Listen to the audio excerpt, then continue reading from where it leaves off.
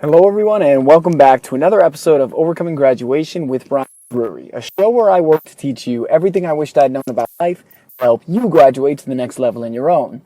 Today is another installment of the Morning Commute, where I take my ride to work in the morning to share a short but powerful message with you to help you kick your day off on the right foot.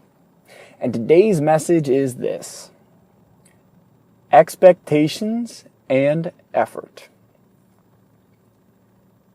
Recently, I've been finding some incredible human beings, just magical speakers and poets and all different types of creators. And part of the exciting thing of that discovery, the exciting component of that discovery is that there are so many phenomenal people doing so many incredible things in the world. I know we can easily get caught up in all the negativity and all the darkness and all the heaviness, and it's easy to just get blinded by it to the point where we don't start seeking out contrary examples that start creating the reality we want to see. We don't go out and seek out the amazing things happening in the world because it's not what is first given to us. It's not what is most easily accessible. And here's what happens when we live an easily accessible life is we deal with the consequences. When we live an easily accessible life, we get fast food. That's easy. It's quick, right? Boom. In and out. Few bucks here and there. It's not even that expensive, we tell ourselves. Oh, it's just a few bucks here and there. Oh, it's all right. I'm hungry. I need this. I'm tired. I'm entitled. I earn this. We have this easy mindset. It's easy to snooze. It's easy to roll over. It's easy to pull the covers up because they're so warm. Oh, it's so dark. And I don't want to yet. We live this life where we settle for what's closest. The snooze button is closer than getting up to the bathroom, splashing some water in your face, and starting your day. Or getting up and doing some planks right off the bat. It's a little bit closer. Doesn't require you to get up. And then, let's look at our relationships. We look for what's easy. Yeah, you take that however you want to, but you know what I mean. It's close, it's convenient, it's, well, good enough. Now, is it to say you can't meet an incredible person that's close to you that happens to be in your close sphere? Not necessarily, but most people aren't really looking at the relationships in their life and going, are these quality relationships that are enhancing my life or detracting from it? And am I contributing to these relationships in a way that is allowing and encouraging them to grow and be enhanced? Because that's the other thing. It's important to look at how other people are showing up in your life, but it is much more important to see how you're showing up and then determine who are the people that fit into that picture and aid and help grow that picture. Because living this easily accessible life leads to long-term consequences. I want to feel good. Porn, alcohol, drugs, procrastination, video games. Like, that's the thing, guys. It's, we have certain things like, oh, cocaine addiction. That's really bad. That's terrible. Oh, you shouldn't do that. Video game addiction. Well, it's just video games. It's whatever. Okay, and in the severity of what it physically does to your body, sure, cocaine's more intense. But this isn't about deciding which things are worse and giving ourselves permission to keep our bad addictions. That's, I think, what we do so much. We go, well, I'm not a cocaine addict. It's like, yeah, but are you living your purpose? Are you living your dream? Are you contributing to the world? Are you serving in a big way? Do you feel good? It doesn't even need to be about all this other bigger shit. It's like, do you feel good in your day? Do you have fun? Do you feel like the relationships in your life are amazing? Do you love the work that you do? Do you love how you spend your time? Do you love how your body looks and feels? Are all of those things there? Because if not, why are we still fighting to keep the addictions and the bad habits that keep us in those places? It's real. There's a quote, compare leads to despair. And I find that to be true in just about every context. In that when we're comparing about someone who has more than us, and we go, oh man, if I only had $1 million, then I'd be happy. Or we go, well, I'm not as bad as so-and-so. That's partly why I think in the U.S., and not just the U.S., a lot of countries that love reality TV, That's part of why I feel we're so addicted to that, because when we see people that are more chaotic or more quote-unquote unstable than us, it's a way for us to unconsciously feel better about ourselves. You know, you throw on the Kardashians and we're like, well, I'm not that fucking crazy, so at least I'm not throwing plates against the wall, at least I'm not this. But that doesn't help you grow. And that doesn't push you to get out of these shitty places we're in. It's like, oh, I'm not throwing plates on the wall. It's like, yeah, but you're repressing your anger. And I know that because I did that for years. And I have to make sure I don't fall back into it, because it's something that can very subtly happen. And if you don't create outlets for your anger and create permission to have it, it just builds. Most people don't just have an innate release valve for it, or they're explosive. There's I heard, I think it was in a speech or a movie, talking about the explosive versus I remember now. It was from Anger Management. So the movie with Adam Sandler and Jack Nicholson. So it's a funny, goofy movie, but this concept I found has a lot of truth to it. So he says there's implosive and explosive rage. The explosive rage is the person who gets the wrong dish at dinner and flips out and starts screaming at people. But the thing is, they don't retain the anger. The implosive person is the person who pushes it down, down, down, down, down until it reaches a breaking point, and that can show up in any number of ways. So again, what's easily accessible, don't face it, don't deal with it, don't read the book, don't do the work, don't lean in and call somebody and ask for help. Easily accessible is just keep doing what you're doing. I know it hurts, I know it sucks, I know we don't like it, but let's not change it, because that would take effort. And I just listened to actually a couple speeches by this guy, Inky Johnson, a former NFL player who had a former NFL prospect who in his last couple games of his senior year season had a career-ending injury. And the guy is amazing. Like, this is just another one of the incredible people. And his lesson that I'm about to share with you, what I heard him say, is what prompted this whole episode. Because he lost the function in his right arm from the elbow down. He was a top 10 NFL prospect. He'd already signed the paperwork with his intent to leave and go to the NFL. Like, it was a sure thing. This guy committed his entire life to this. And then, boom, one hit. And it's gone. Now, most of us and most people don't even take the effort to begin towards the dream, let alone get that close. And he had said for so long that was it. That was the sole focus. He was up at 4 a.m. and he's working out. He's throwing the football while he's lying out in bed. He's running, he's training, he's studying. Like, his life was committed towards this. And that level of commitment is amazing. But for what? Because he said, because all I thought about was the NFL. And when I lost that, well, now what? Was that really all my life was about? Because we can get so blinded by the goals that we're pursuing that we don't even know why we're pursuing them. And then we get to them and we're like, well, now what?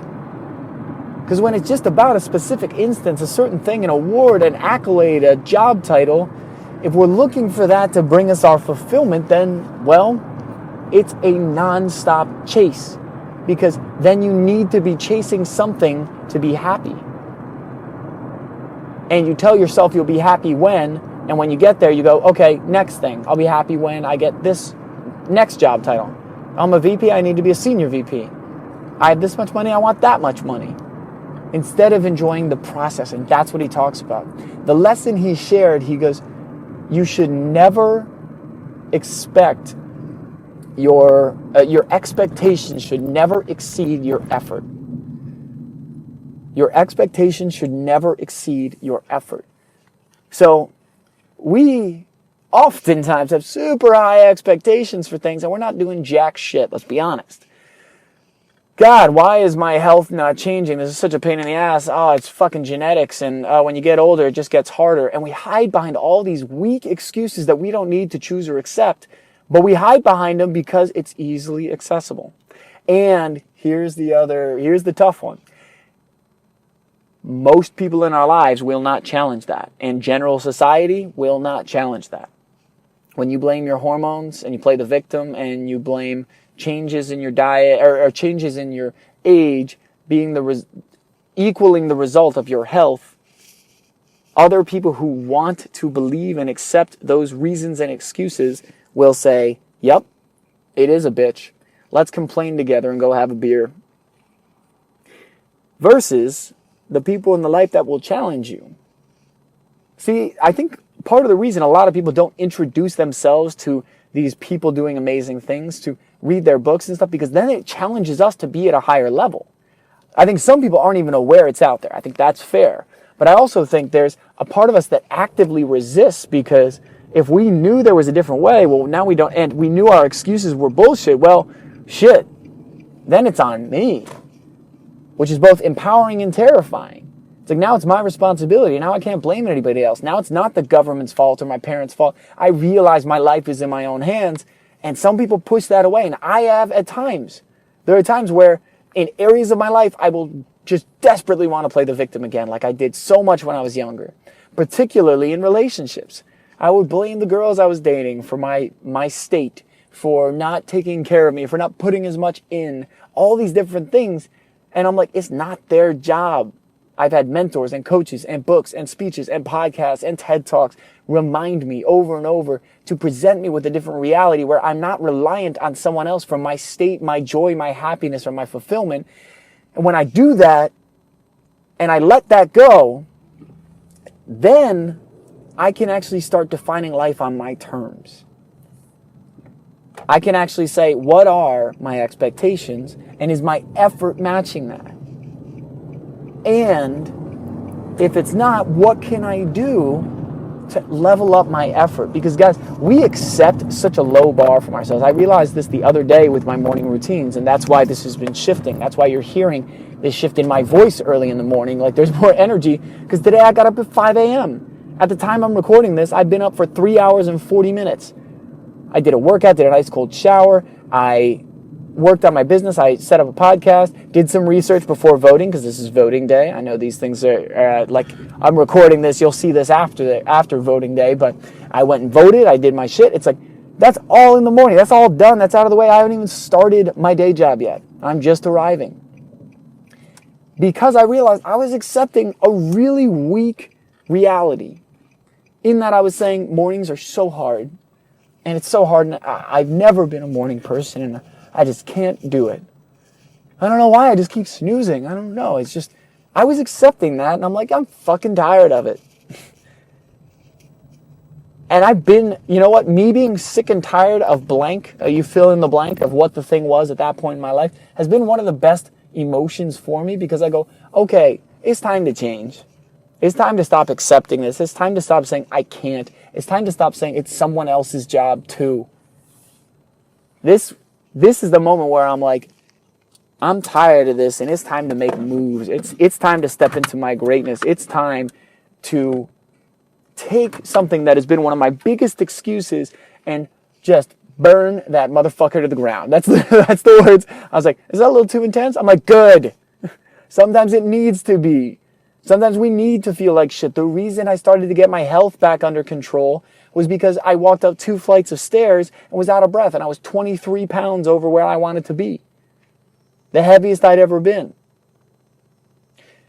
The reason I've taken control of my diet is because I want to prove to myself that I can, and then see what life feels like when I do. It's like all these different things. What could life feel like if is a powerful question. What could life feel like if your effort matched your expectations and fueled your expectations to grow? Not of how other people show up, not of how people do things for you, of how you show up and what you expect of yourself. Because when you keep your promises to yourself, you grow, you goal set, you level up, you surround yourself with an empowering environment and empowering people, incredible things happen. And when you're consistent, that's the big thing. It's easy to be fired up for a day or two. At some point, life will challenge you, but we can choose to say, I am stronger than this, and I choose to make this my reality, to make this as easy as possible, to set myself up to succeed. Because saying it's so hard, it's so this, we build up this situation where our brain goes, okay, if you want it to be hard, I'll make sure you feel like shit in the morning. I'll make it as hard as you want it to be so that you don't do it. But it's time to get more uncomfortable and accept our power and make these shifts. So today, I want to ask you, where in your life are your expectations much higher than your level of effort? This isn't about bringing down the expectations or setting smaller goals or not dreaming big. This is about leveling up and stopping the acceptance of the bullshit that we feed ourselves of what we're not capable of. So, what is one step you could take today to level up your commitment so that your effort matches and maybe even exceeds your expectations?